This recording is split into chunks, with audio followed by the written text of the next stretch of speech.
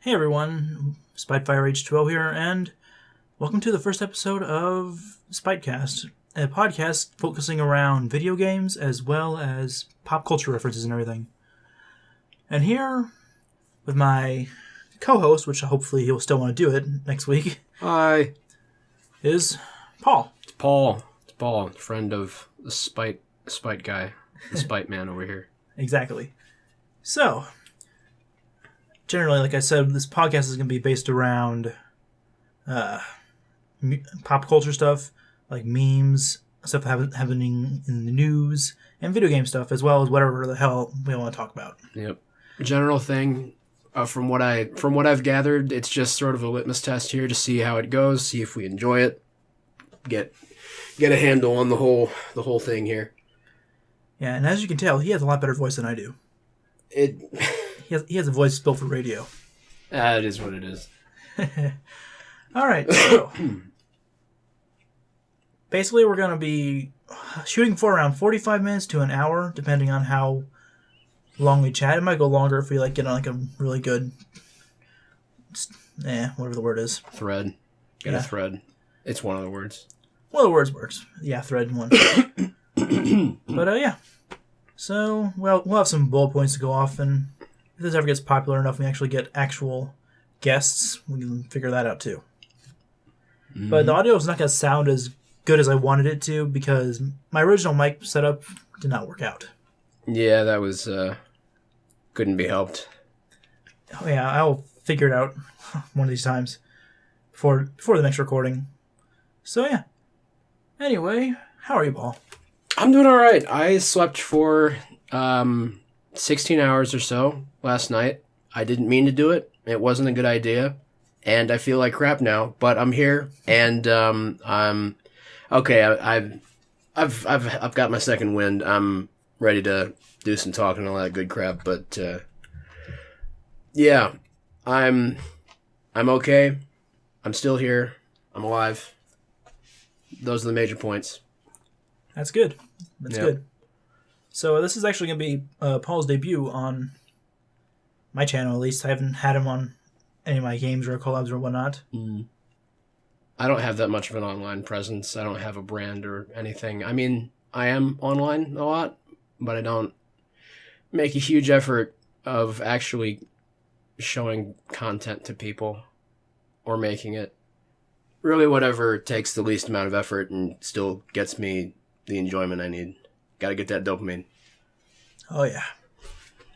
You gotta enjoy dopamine. Alright, so we're just gonna start off with memes. Memes. Memes. Any good memes that you like, dislike? No. No? No, I'm not, I don't, oh man, it's been a while since, I don't discuss memes in public. I'm not ashamed of it, but it's just I feel like the niche stuff that I like is for that particular niche, and I'm not going to try and force it on people. I figured that out by trying to shove my music tastes down my friends' throats until they told me to fuck off. Yeah, yeah, there are some things that I like. I enjoyed that whole VR chat Uganda invasion for about the first 14 seconds, and then it is what it is. I've said that how many times now? Whatever. Yeah, it's honestly not a whole bunch of memes that I enjoy at this current juncture. I just find stuff that is funny and then I share it. There's not Since the Ugandan thing, there's not been much of a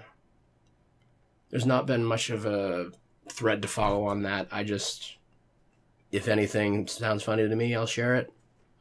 So you're telling me you don't know the way? I don't know the way. They keep trying to tell me the way. I drank the blood. I tried to move to Uganda.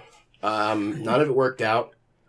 No, I'm not sure what's up with that. I mean, my computer isn't fantastic, but I tried going on to the Ugandan part of VR chat and wasn't great. I couldn't run it. The game basically soft crashed, and I had to get out of there. I was told that Uganda isn't for everybody by one of the seekers of the way. And I guess he was right. Yeah, that was actually one of the memes I did want to talk about was the Uganda Knuckles meme. Yeah, transition. But yeah, it's just not... For me, I didn't find it very entertaining at all. I mean, it's fun to joke about, but like I won't be like, oh yes, do you know the way all the dang time. Like, yeah. It's just really annoying because it's sort of like being a cancerous thing right now. With the way that the internet has become so much like a life form, where these kinds of viral sensations get put through the system so fast now, and we've built up such an immunity to them that memes are kind of a thing of the past now. It almost seems like, because you can find something that you enjoy, and you can enjoy it. You can get some friends that enjoy it. If it's really good, then maybe more than just your friends will enjoy it. But so many of these things are just a flash in the pan. Even things that aren't necessarily memes, you know, a word or a phrase that's funny. I mean, you could get a new genre of game. You could get VR itself, things like that. So much of it, it just passes through your consciousness, and then it's gone.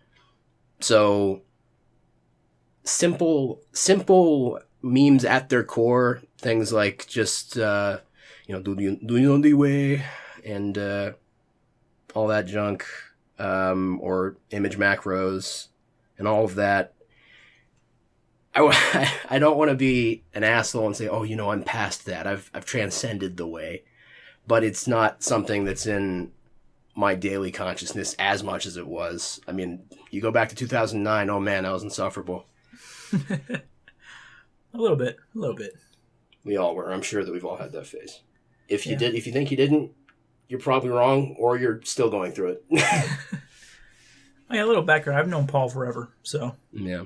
I mean, I've known him back in elementary school when he used to measure out dinosaur footprints. Yep, there's some background here for sure.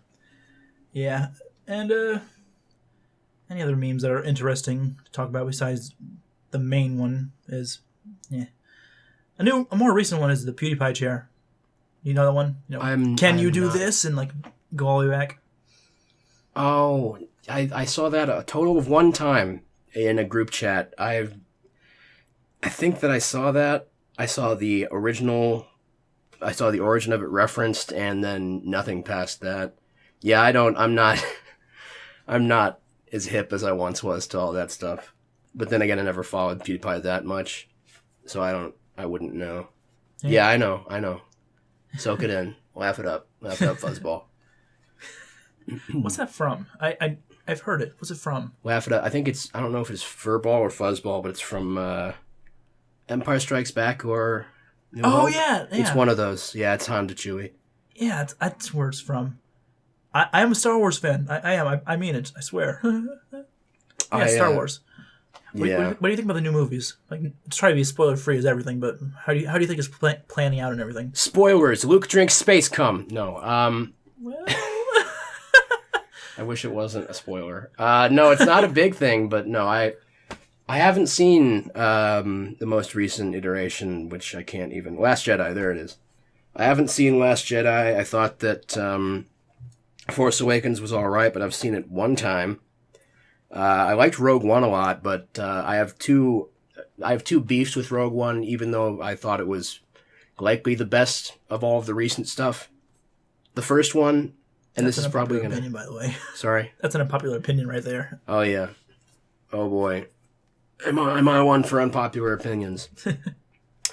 Yeah, I have two beefs.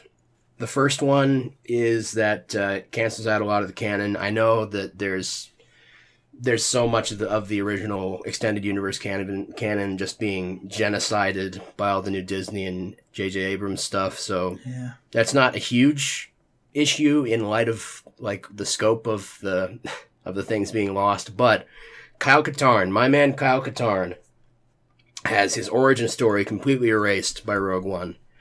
Kyle Katarn, I believe, was only in games. He may have been in like one fan short or something, but he was a big part of the extended universe canon.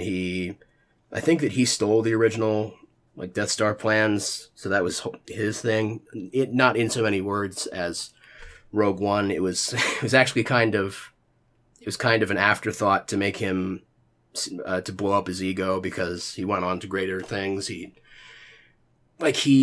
was a Jedi, then he stopped being a Jedi, or at least he threw away the ethos.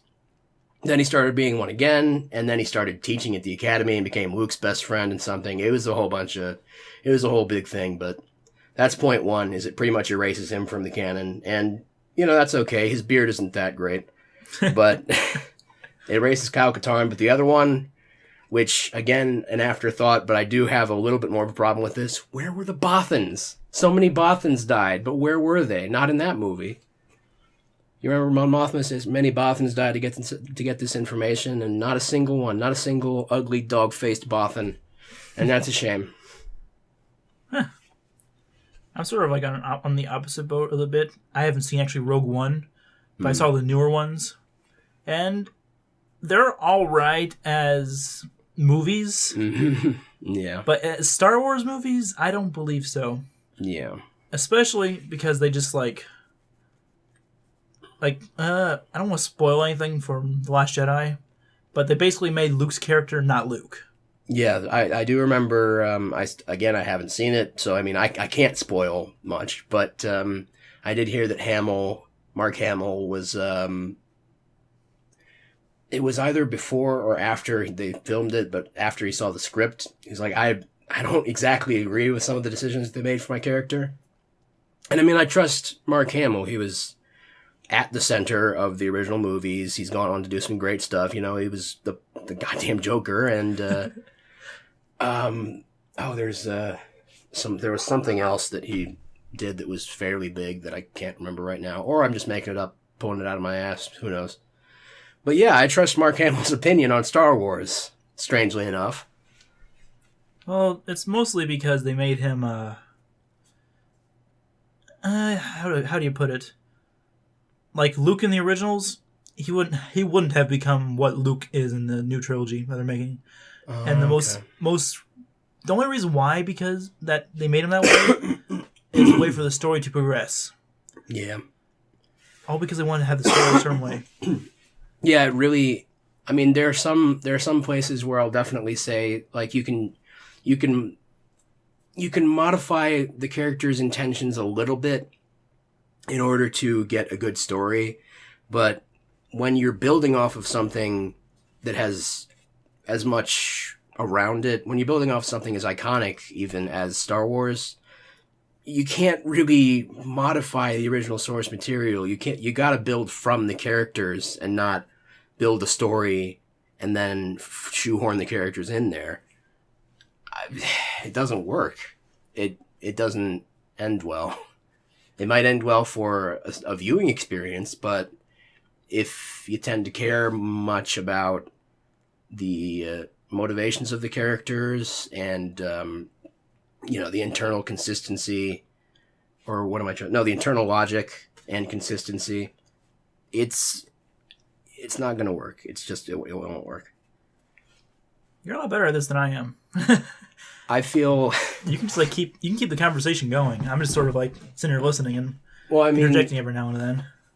You're the dude here. This is your game, but if you ask me to talk about something, I can go on. Well, I'm glad. All right. More of a recent thing. Loot boxes. What do you think about loot boxes? How your input? I know it's beating a dead horse by now, but what's your input on it? I have no input on loot boxes. I don't know anything about loot boxes. I've never received one. I may have looked at one unboxing, but it was just a bunch of stuff that a guy got for his dog. I think it was a corgi crate. It was a Nova thing. Probably that's what it was. Completely unrelated to what I was talking about. I meant loot boxes in video games. Oh God, I'm so sorry. I mean, Loot boxes in video games. Yeah, that is a little bit more topical and something that I have a little bit more knowledge on.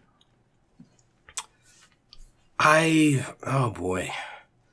I do know more about that, but I don't have a formal opinion. I don't even play that many things that do involve loot boxes. Could you give me a little bit of a background here, like what the all right. the positions are? I'll take for a recent example is Battlefront 2. Uh-huh. How they... Oh, right, yeah. You know what I'm going with is how you have to play like 60 hours to unlock enough to get a chance to get a character from a loot box. Yeah. Yeah, and that's kind of rough. The content locked...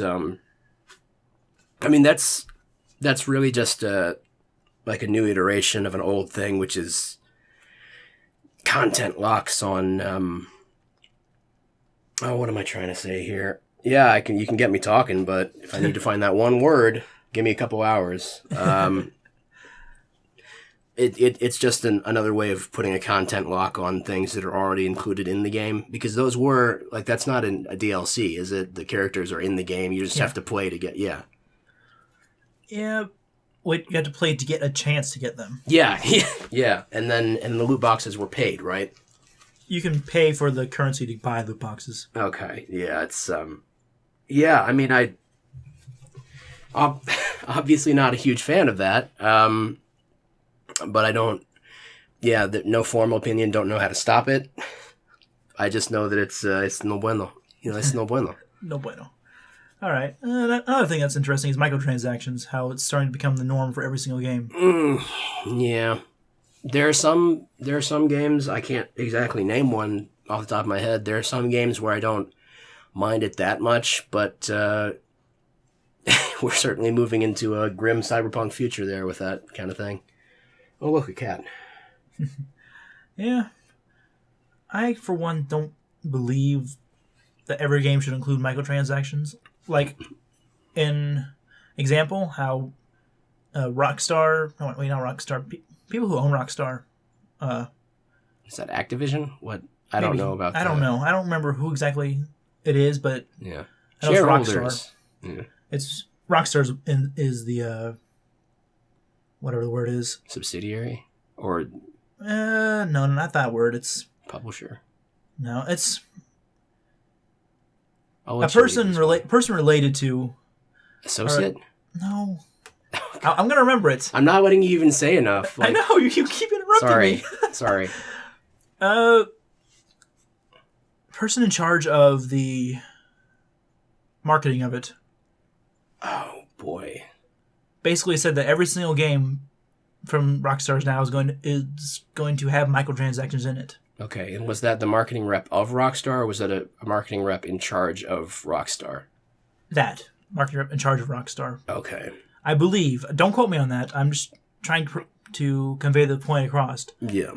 Which makes me a bit scared for Red Dead Redemption 2. Yeah. That's, I'm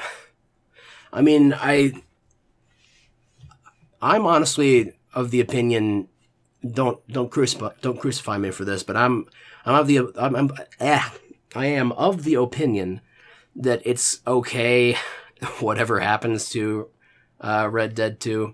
I don't want it to be crap, but with Red Dead 1 still there, like as long as they're not putting Red Dead 1, as long as they're not burying that, I'll still have that to go back to. But then again, I'm not somebody who plays that many new games, so...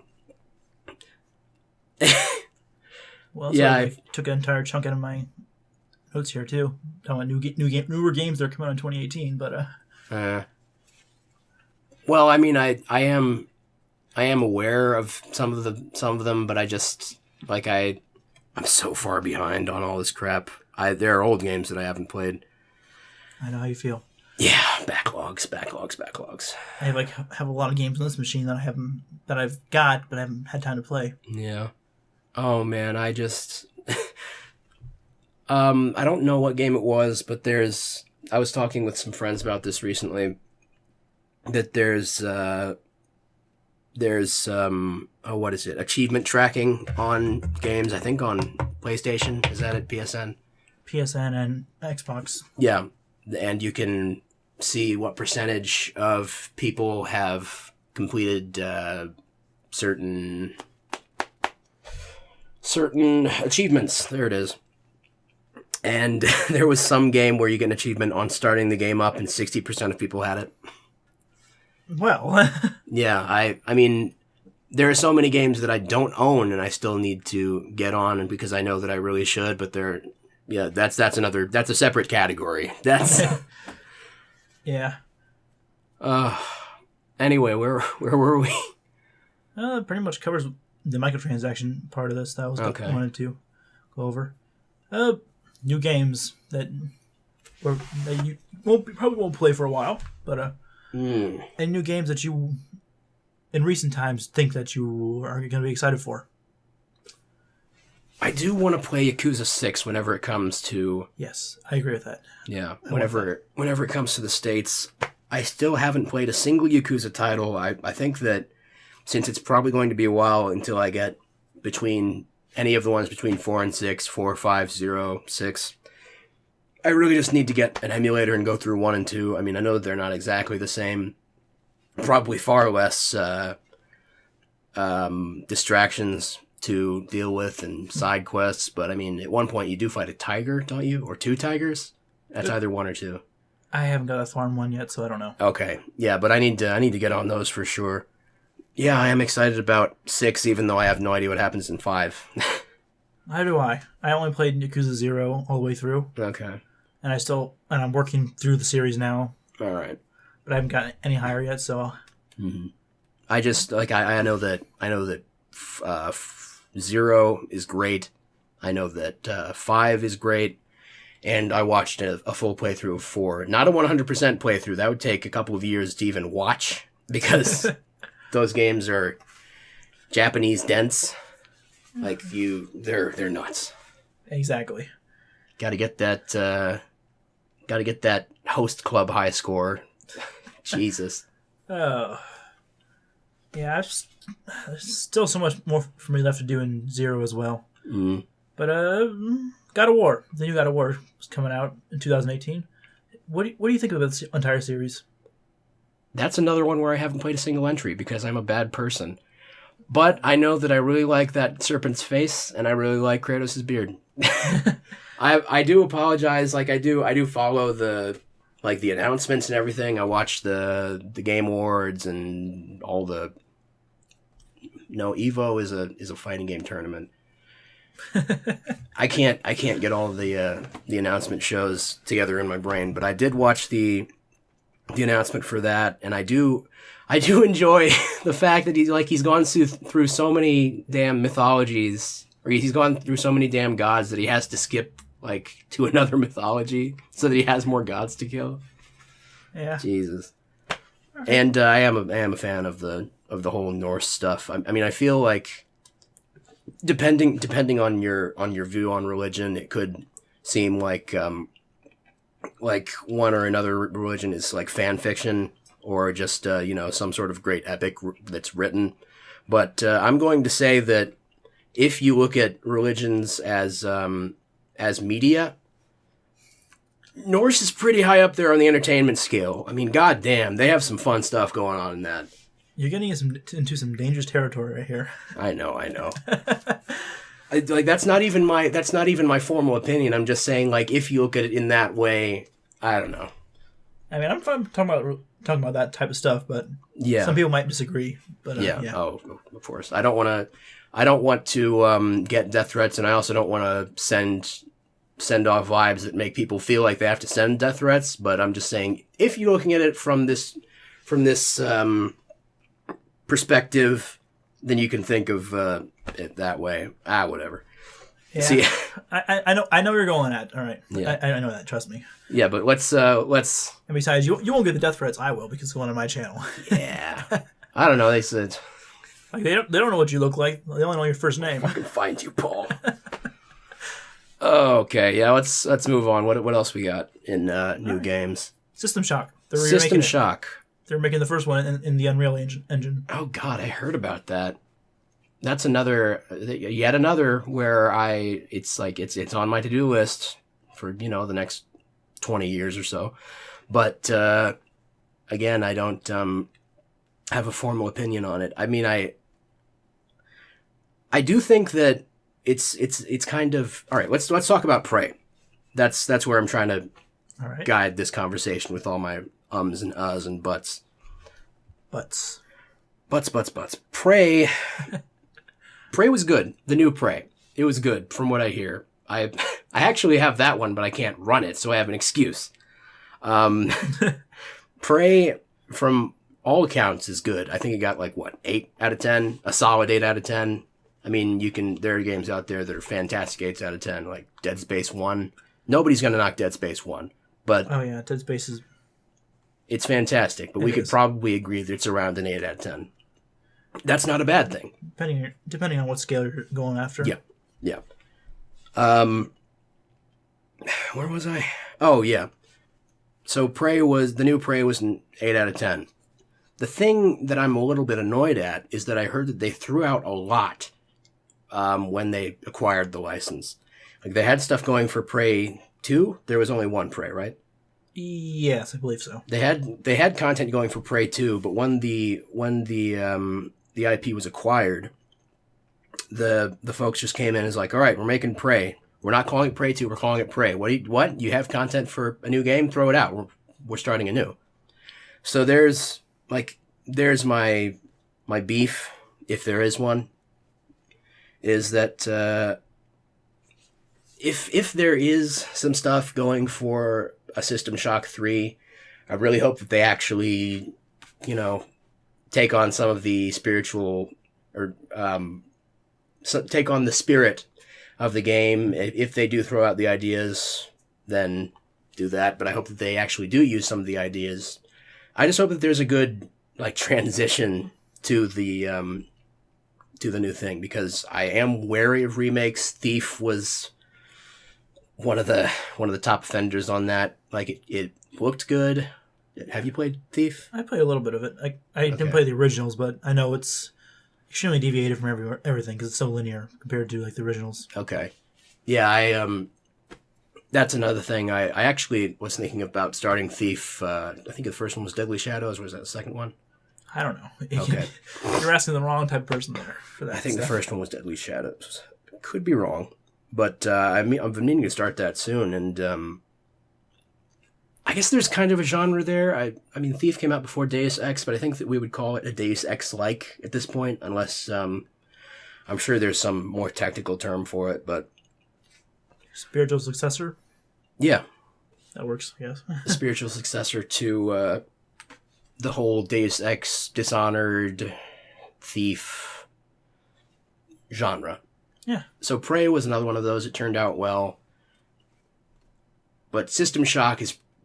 Okay, yeah, Bioshock and System Shock would also be probably adjacent to that genre, at least. Oh, Bioshock's pretty much as a spiritual successor to System Shock. Oh, well, yeah, no, I mean, those two are in the same place, but adjacent to the rest. Okay. All right, to sum all this crap up, all this nonsense I've been spouting, I'm excited about it, but I'm also wary. That's pretty much how it is with most remake kinds of things, where they're acquired by a different company and thrown to the next person. I mean, that's just how it is with these things. Look at Fallout. We got some really good stuff, and we got some really not okay stuff. Fallout 4, okay. We can talk about Fallout 4 for a second. It's fun. It is fun. Fallout 3 is also fun, but it's just, you compare the two with whatever. Fallout 4 is good as a game as on its own, but as a Fallout game, no. That seems to be the MO here. It's fine as a standalone experience, but you line it up with the rest of the stuff, and it's like, one of these things is not like the other. Exactly. That doesn't mean it's necessarily bad. I get mad when I look at it, but it doesn't mean it's bad. Exactly. If something is a certain way, doesn't mean it's bad. Yeah. I mean, if we don't like it, we just don't play it, or don't focus on it, and just move on. Yeah. Or we can play it as an experience and not as a continuation to a story or whatnot. Yeah. I mean, that's another one where I can get mad about it and I can say, oh, look, it's a solid 6 out of 10. You know, I can make as many jokes as I want about it, but it's one that I still haven't played, and I'm a little bit maybe bitter because I can't play it because I don't have a computer to run it or a console. I actually haven't even beaten it yet. I got bored with the main storyline. That's how bad it was. oh boy. Yeah, tell me about it.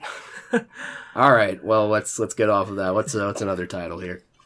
Oh, Kingdom Hearts 3. Are you excited about that at all? Are you a big fan of Kingdom Hearts at all? That's another one that I'm an outsider to it. I haven't played any of it. Tread carefully, Paul. I haven't played any of it. Tread carefully. I see the tattoo. No, I'm kidding. Go on. I haven't played any of it. No formal opinion, but from all accounts, while it can get a little goofy at times, no pun intended, it's good, and the gameplay, which supposedly is the most important aspect, is fantastic in all accounts. I mean, I don't know about every entry, but that's supposed to be the high point here. So I didn't actually hear about the new announcement on that one. It's supposed to be released 2018. Hopefully, it's actually going to be released. Yeah, and you said 3? Yeah. How many entries have there been? Because there's like 365 divided by 2 days. There's something. Quite a bit. Let's see. There's Kingdom Hearts 1. There's Chain of Memories. Kingdom Hearts 2. The other ones is like the 365. Is there a Dream Drop Distance? That's the newest one. Okay. There's just so many, but it's all one. The story flows really well between them. Okay. Oh, it's still a bit complicated and everything. It is one timeline, though. Well, sort of. Spans back from a while ago to where it is now. Mm. But yeah. Also, it sort of feels like an interview because I'm sort of like asking the points and you were answering. Oh. Is there anything you want to talk about? Like, go on, give me something. Okay.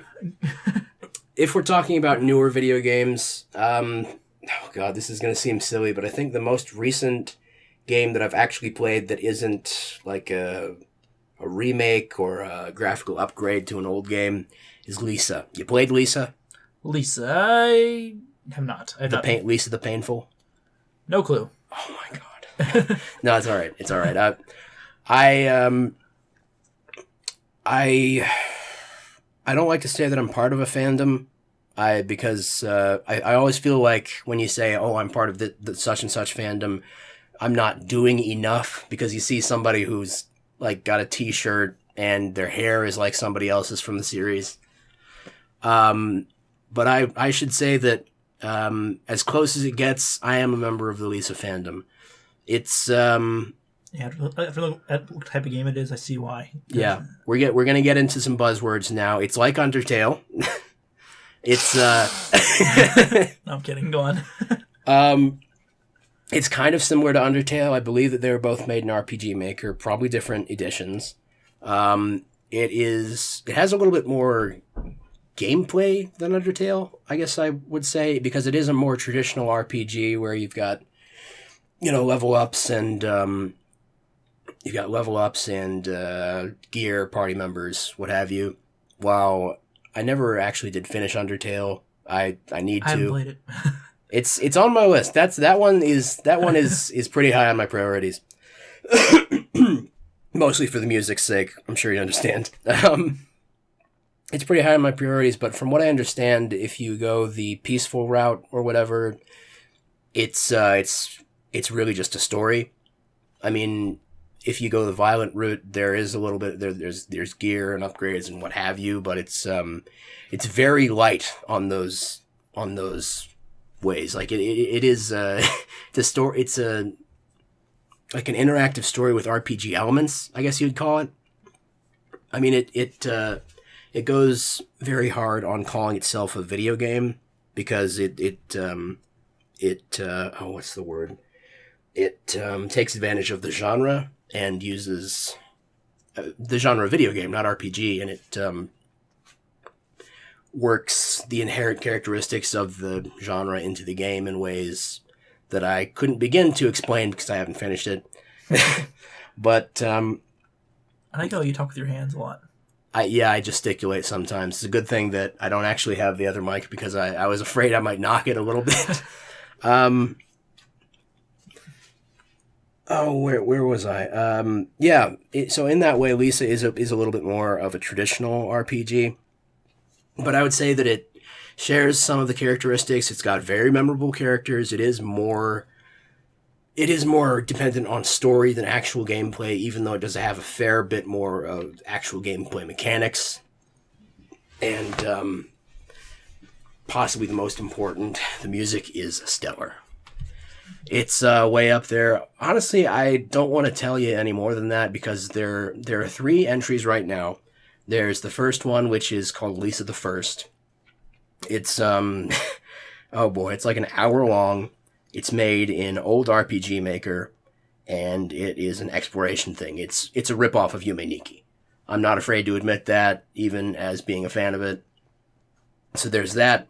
Then there's Lisa the Painful, which is kind of tangentially related. I believe that you're like an adoptive brother, or no, the adoption is someplace else. You're the brother of the person from the first. And then there is Lisa the Joyful, and I can't actually explain the premise of that one because it's pretty much just a straight story continuation, and it has a lot less gameplay, I guess I would say. There's not less gameplay, but there's less gameplay depth because there's only 1 or 2 characters. But yeah, there's those 3. I'm not even going to go into it. It's really better to just play them and go through it. I guess you could say the same with Undertale, but I'm recommending them to you, Mr. Spitefire 420 or whatever it was. No, H2O. Oh God. Okay. Yeah, 420. Just turn up right now. we're rebranding. And anybody listening, just if you haven't played that shit, get on it. It's really exceptional. That's all I have to say about that. I mean, as far as new games, there's that. I've been playing a lot of EDF 4.1 Shadow of New Despair, game that's on the surface absolutely mind-boggling and kind of awful in some ways, but just when you really get your hands on it, it's like Play-Doh. Just feels really good and it's great to play. Have you played you've played like some entries in that series, have you? Or I was it? It was EDF? I don't think I have. Oh, it's really not even worth explaining. It's just a game where you're in a massive sandbox and you shoot bugs 10 times your size until you die. But it's a lot deeper than that. Honestly, you had me at bugs 10 times your size and shooting. Yeah, no, it's it really is a hell of a game. But there's terrible voice acting and it is so terrible that's good, or is it actually just terrible? Oh no, it's fantastic. Complete shoestring story. Just like if it weren't for the fact that it plays like butter, it would be a complete waste of your time. That kind of thing. But yeah, it's. I mean, if we ever get into that, we should really go on that. You and I. All right, it looks interesting. Yeah, I think it's max 4 players, but it's. You just got to get your hands on it, and then you'll understand why it's actually good. If you look at it from like somebody else playing it standpoint, it's a lot like watching an awful movie. It's fantastic to watch, but only if you're of a certain type of person. But once you play it, even if you realize how terrible it is in every other way, it's really fun. So I guess honestly,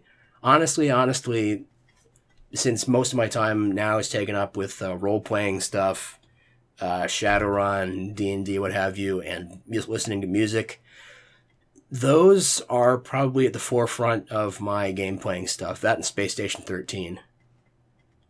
I've heard about that. I don't know what it's about, but I heard about it. It's, oh boy. That one's difficult to explain. You watched Oni play it, or anybody? Probably. No, I haven't. I'm pretty sure that Oni did something on it. I could be wrong. Or maybe it was Pebbles. But yeah, it's it is a top-down simulationist space station simulator kind of thing. But it's not when I say simulation, it is a story simulator, really. So it's more in the vein of playing through an off-brand Star Trek than it is in the vein of. I now know. I remember. I know what you're talking about now. Yes, Yeah. I've seen it. It's not like Moonbase Alpha, and it's there's clowns and wizards and all type of stuff that you wouldn't expect to be on a space station. But yeah, that's the deal with that. But really, those three things are mostly taking my. Somebody's being bitten by a cat. Yeah, continue on. Those those are at the forefront of my game playing stuff as of right now. Okay. All right. I'll sort of covered on another point that I had. But best games played in recent years, but Yeah, that's really best games played in recent years, and new games coming out are kind of a mix for me because of the absolute lethargy with which I take on actually playing new games. Yeah. It's unless there's something that I really enjoy and have the time and care to take it on and get into the new stuff, I'm not going to be the first to play a new thing and say how great it is. I'll still have an opinion on it. It'll often be uneducated and really stupid, but it's how I entertain people. Sounds just like my channel. Very uneducated and very stupid. All right, there you go. Oh, well, I guess I should talk some more for once. Yeah, no. Go ahead. Go ahead. About 40 minutes of you just Oh God, stealing the show, you know. I apologize. No, it's all right. It's good content. You are a well-spoken person sometimes. Me, I make the good content. Me, I sort of stumble over words all the time and whatnot. But yeah, for like recent games that I played that I found really enjoyable, I will go on a bit of a tirade here. But Yeah, no, you go. Yakuza 0 is definitely one. No, we talked about it a little bit earlier, but just because of all the storyline and everything, how there's so much to do in such a little space, and for Yakuza and everything, it's you'd play as two different characters as well, two different cities to explore. Oh, which I mean, I would assume they're both in Japan, but what are those again? Oh yeah, the main city, which is in every single Yakuza game. I can't remember the name of it right now, and you also have oh crap, I can't think of it right now. Maybe it's because the cat's scratching my leg, but I can't think of it right now. But it's Osakawa, something like that. Osakawa? Probably that's how you pronounce it. It's not Osaka, is it? Osaka. I don't know. Okay. I am horrible with city names. I know that I remember some of the district names like Akihabara and.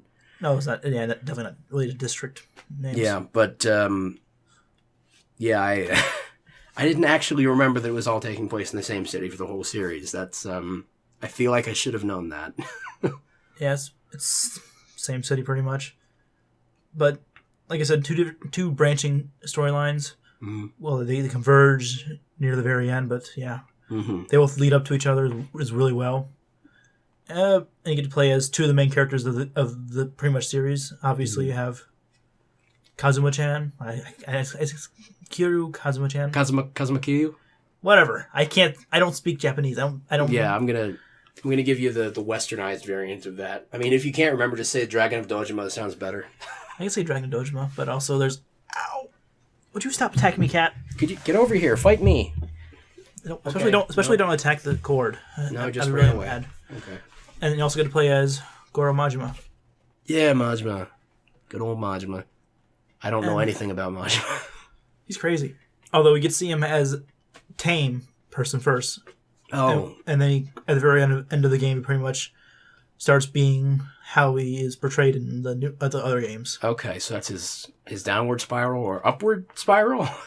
It depends the way you look both? at it. It's okay. both, because for him it's probably an upward spiral into madness. Right. He starts off as what, like a street kid, or just no? I mean, I assume he stays at mostly the same age. I mean, can you give me like an overview of the story without spoiling much? It's in the 80s. Okay. Oh, hello. You are fighting me now. It's basically Kiryu. It shows him basically starting out as the Yakuza and everything, how he starts building a reputation as being the Dragon of Dojima. Mm. That's like basically the building up to it. Okay. How he becomes such a badass, how he becomes a real Yakuza. Mm. I'm horribly saying it wrong, I know. I'm westernized pronunciation of it. Oh, it's fine. I mean, you have the story details. I have how to pronounce everything. It seems like I have less content here, so we're almost a functioning voiceover. Anyway. Almost. But basically, it revolves around the Dojima family trying to acquire an empty lot to pretty much get a whole chunk of real estate. Yeah, it's from what I understand, it like the most of the driving force behind the games is actually real estate, which seems like an extremely weird but also really believable like driving force for all the awfulness that goes on. Oh, the first game is a bit different. The first game is more about Kiryu trying to get back $10 billion yen that was stolen. Oh, okay. I think 4 is about a building on the empty lot or something, though. I don't know. Anyway. Yeah. As for Majima's story, it's basically he was ex-Yakuza. Well, he was a Yakuza, but then he got basically thrown out because he disobeyed his family leader. The Oyabun? No. That's not the Oyabun. Different family right there. But anyway. Whatever. I don't remember his actual name, but basically he disobeyed a direct order. Mm-hmm. He got thrown into a torture place. That's how he lost his eye. Oh, okay. And he was reinstated technically, but as I can't remember the name of what it's called right now. As a manager at a party house, can't remember the name. What it's called. Okay. But just to make money to get back into the actual Yakuza and everything. Yeah, they put him on a low level management position so that he could hopefully build up a reputation again. Well, not build up a reputation, just like make money for it. Okay, yeah. And basically, from his story, we're going through him getting away, like directly back in, but he has to kill a person. Okay. Which in the point of the story, he hasn't done anything like that yet. Okay. Like he's still innocent in killing, pretty much. Oh, okay. But this said person turns out to not be who he expects. And he ends up, it's a girl, I'll put it that way. It's a girl. And he can't do it. He ends up falling in love with her. But I can't really go into that much detail because it will spoil the story for him. Well, yeah, no, that's like, I asked for a story overview. You told me it's like the two guys rise to power, and along the way, Majima goes fucking nuts. He doesn't go nuts. He meets a character who basically he starts to emulate into. Oh, okay. Or evolve into. Which is basically that character that he meets is nuts. Oh, well, okay. But he basically sees himself how he can evolve into and have fun. That's basically how he ends up at the end of the game. He's like, he decides that he doesn't want to live for anyone else. He wants to live for himself. Okay. And have fun doing stuff. So he turns into Tony Montana then? In a way. In a way? Yeah. Okay. As much as you can be Tony Montana in Japan without getting, killed. Yeah, pretty much. Let's see. What's your favorite game of all time? Chrono Trigger. That's a good one. I am bad at picking favorites, but for some reason Chrono Trigger has never not been my favorite game, like, since I beat it the first time. It's too damn good. To quote, I believe it was Vinny from Vinesauce who said it, it's a game that is so good that you feel like even if nobody who made the game had lived, it would still be there somehow. Like, you could just pluck it out of the aether. It's that good. It's like a point fixed in time, like, Doctor Who reference there. Yeah. I was thinking, there's you can't get me started on that path because we're gonna have like 5 podcasts where I just talk about fucking Chrono Trigger. It's like I'm that passionate about it. It's really good. We'll have to dedicate an entire episode to it just for you. Oh boy. For me, my favorite game of all time. That's actually a hard one for me. I've played so many games, and it's just so hard. If I had to choose one of recent years, it would be the probably Yakuza 0 pretty much in recent years. All right. Seems like a solid choice to me. Yeah, back when I was like growing up and playing video games, then it would have either been Crash Bandicoot or Spyro series. Really? Yeah. Huh. I didn't get to really playing many different games, other than like those types until I actually got my own PC and everything. Yeah. Which now I'm going back and playing through a whole bunch of crap load of years worth of games.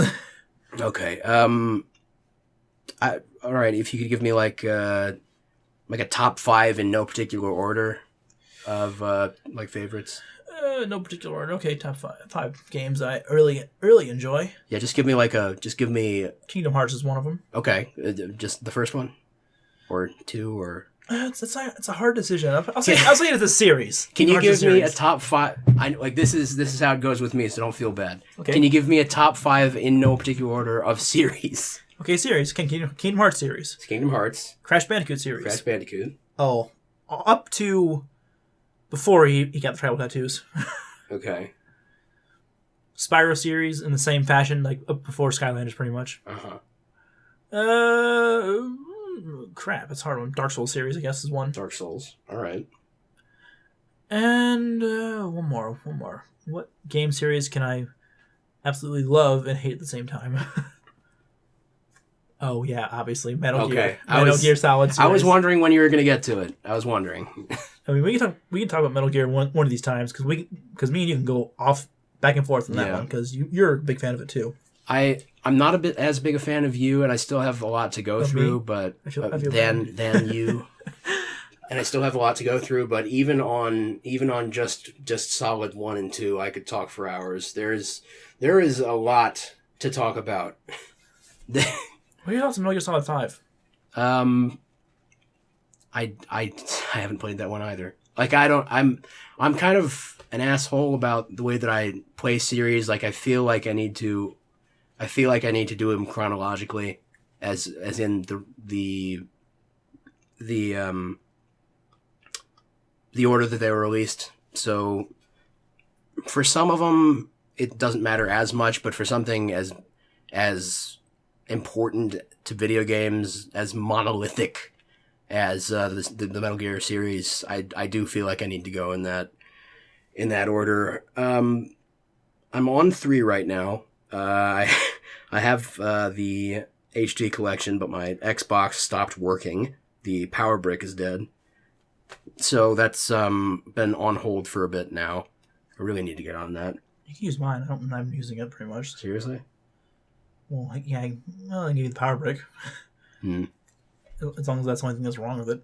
Yeah, I mean, it wouldn't be that much to buy, but I mean, shit, if you let me borrow yours, I will, because I really do need to get back on that. 3 is fantastic. Gotta shoot some wild animals. Tasty. I want some more. Disgusting. Oh man. Yeah, I do feel like I need to go in order on those, but I feel like once it gets to the ones where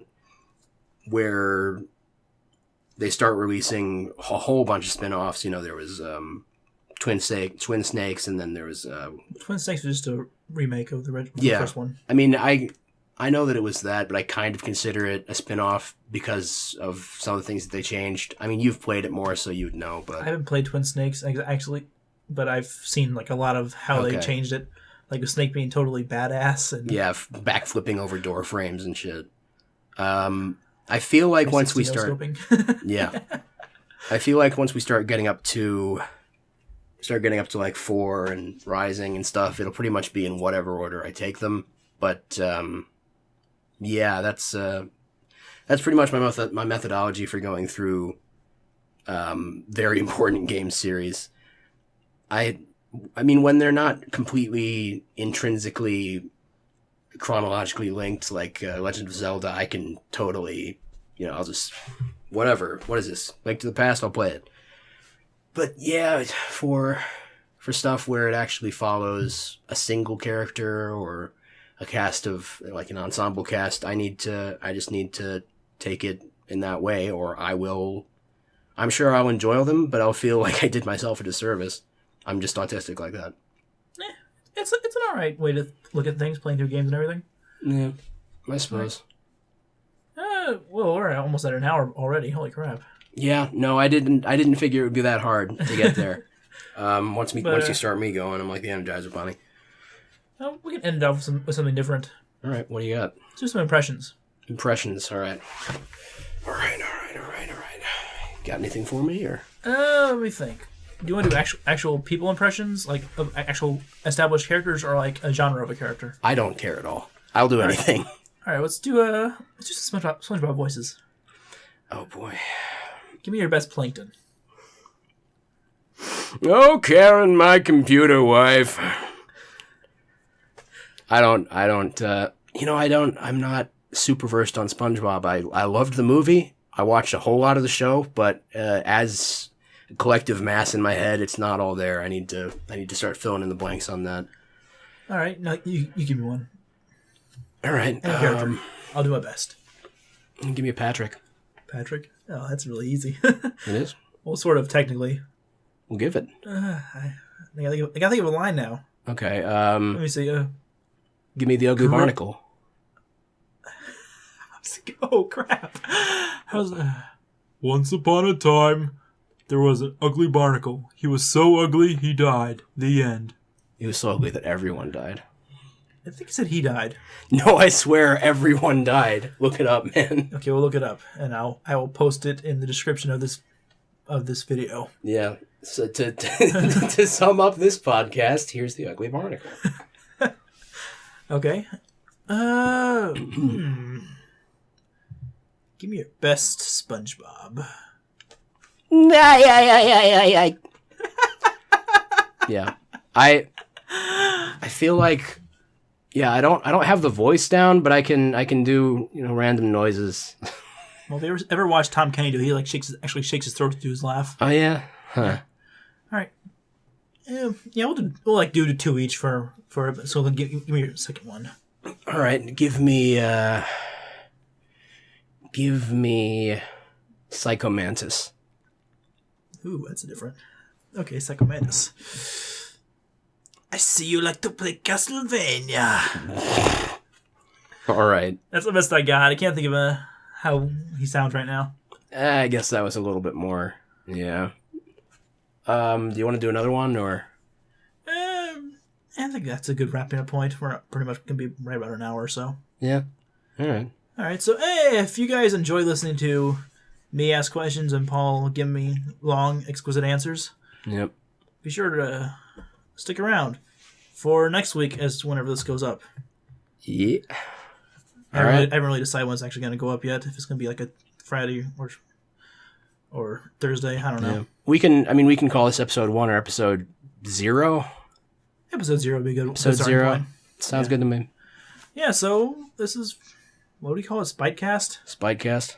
It's a working title. I'll probably have a different name for it for like next time we record this. I don't know. I've heard worse working titles. It's what it is, But yeah. So if you enjoyed it, be sure to hit the like button and subscribe. If not, it's all right.